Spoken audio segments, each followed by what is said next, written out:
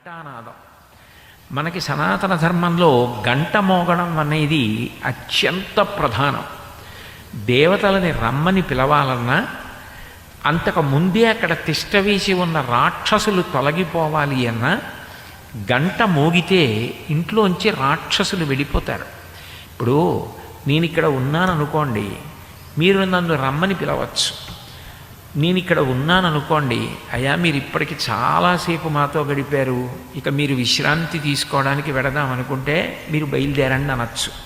అసలు ఇక్కడ నేను లేననుకోండి, నన్ను రమ్మనడానికి నన్ను వెళ్ళమనడానికి అవకాశం ఎక్కడుంది?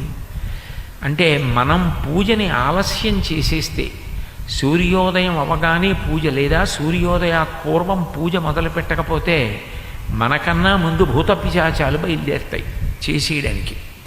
అందుకని మాకు మీతో విరోధం లేదు, మీరు వెళ్ళిపోండి, మేము పూజ చేసుకోవాలనుకుంటున్నాం అని చెప్పడానికి ఉత్తిష్టంతు భూత పిశాచాః ఏతే భూమి భారకాః, మీరు భూమికి బరువు, మాకు మీతో విరోధం లేదు, మేము పూజ చేసుకోవాలనుకుంటున్నాం, మీరు ఇక్కడి నుంచి వెళ్ళిపోండి అని గంట మోగిస్తే అవి వెళ్ళిపోతాయి. అందుకని ఆగమార్థంతు దేవానాం, దేవతల్ని రమ్మని పిలవడానికి, గమనార్థంతు రక్షసాం, రాక్షసుల్ని వెళ్ళిపోమ్మని చెప్పడానికి కురు ఘంటారవంతత్ర, గంట వాయించండి, దేవతాహ్వాన లాంఛనం, దేవతల్ని పిలవడానికి అది కారణమై ఉన్నది.